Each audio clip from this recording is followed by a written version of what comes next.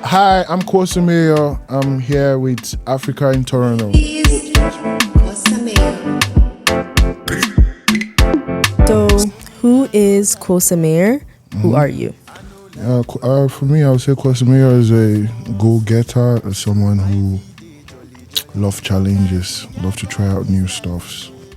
Yeah. Where do you call home? Depends. Right now, Canada is my home. I have lots of homes, but for now, it's Canada.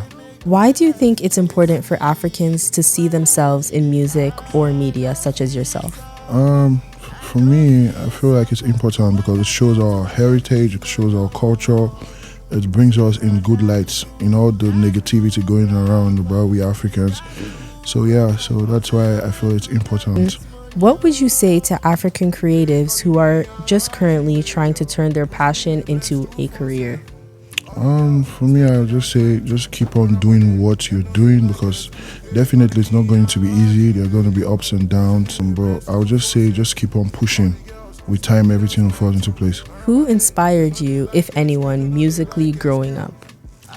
Growing up, first of all, I grew up in a Christian home. My dad was a pastor, and we used to go to church like almost every time. Then also I listened to Kofi Olomide, the Awilo Lokomba singer. So the guy also inspired me too while growing up. Yeah. And do you ever feel pressure to represent your culture in a certain way when you're creating music or content? No, I don't feel pressure one bit. I love to show what we're capable of. I love to show the culture. I love to show everything that has to bring us in a more positive light. You understand? Yeah. Outside of your music, who really knows you and how do they support you? Outside my music, my family knows me, my business partners, and a couple of few close friends because my circle is really small. So they support me in tremendous ways, like especially sometimes I send them the files, like the raw version, and the next thing they're already playing it, sending me videos of them streaming it, playing it in the cars, in the house, just giving me more, just those little stuffs gives me the motivation I need to go further. How has your idea of success changed since you started? My idea of success has changed, because starting, when I was starting the whole music journey, there was a lot of ups and downs. But right now, with the right crowd and with the right people, I'm experiencing more encouragement, from everyone around me. So for now, I feel like, we're going somewhere. We're not there yet, but we're just starting, but we're going somewhere. What does it mean to you to be an African in Toronto? What it means to me to be an African in Toronto is, I think Toronto gives you all the motivation you need because it has more Africans. Because unlike Southeast Asia, I stayed there for close to 12 years. So the African community there, people doing Afrobeats and all that, where it's quite little, it's a very small community. In Canada, in the US and all these places, we have a larger African population. So it's more motivating and more encouraging to do what you love doing. Yeah, so. How does your African identity shape your music? Oh, my African identity shapes my music in so many ways because first of all, we Africans, we're doing very well, tremendously well in the entertainment industry, not just music, movies, everything, football and all. So for me, I feel like I'm blessed to be African, honestly. If I was going to be born again into this earth, I wish to be an African man. Your song She No Gree featuring Benzola takes a more introspective turn and it paints a vivid picture of love and heartbreak. She no gree for no. She no gree for no.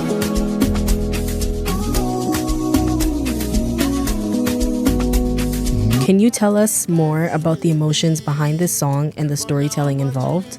Oh, first of all, shout out to Benzola. We recorded our song in Asia, Southeast Asia.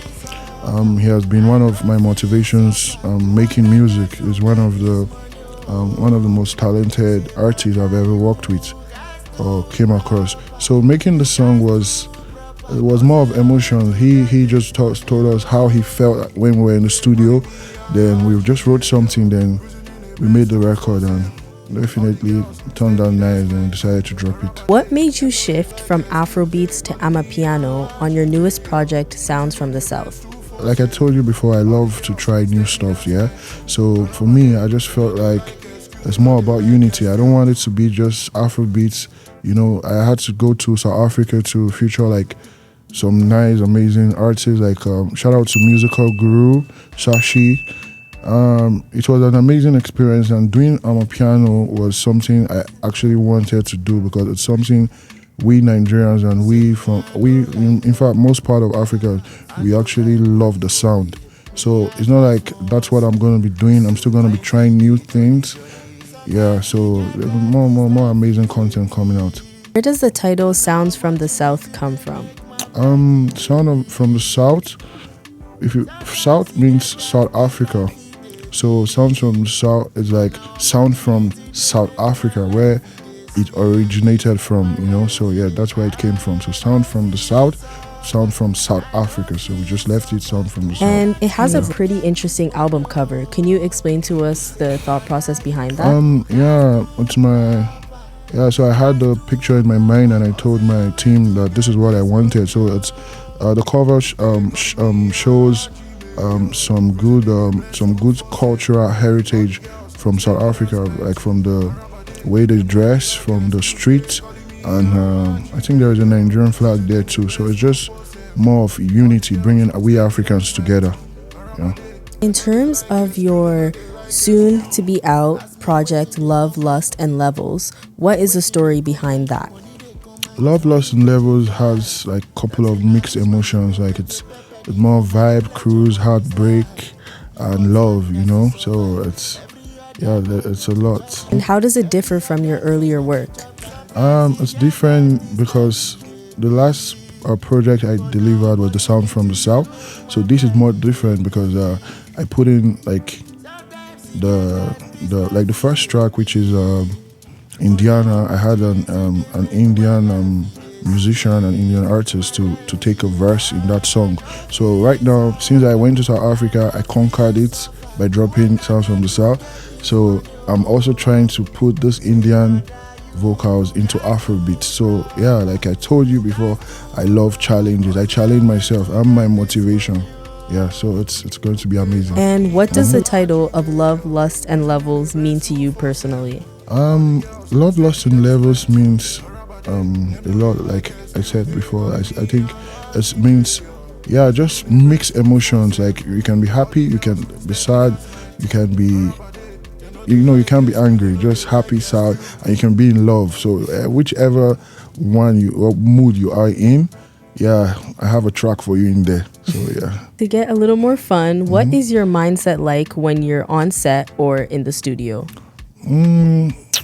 Actually, my mindset when I'm on set and in the studio is just I take it like a profession. I take it like, I want to drop stuff out there that even if it doesn't get heard immediately, at least in 5 years, 10 years, 20 years from now, when I get older, I will be proud to say, okay, this is what I did, I've done, while growing up and all that. So for me, it's just, I give it my best, in terms of quality. Exactly. How do you know when a track is done? Sometimes I don't really know if a track is done. There are some tracks I've used 2 years to complete. There are some tracks I've used a year. There's some tracks I've done this in less than 20 minutes. So it's just, I might just be in the car after I'm done in the studio. Then I play the song, I'll be like, there's something missing. Then I go back. Sometimes I just leave the track and come back to it after like 1 year, 2 years. So for me, I don't know 100% sure. There are some tracks I've actually dropped, especially the Sound of the South album, that I still feel I could have done better.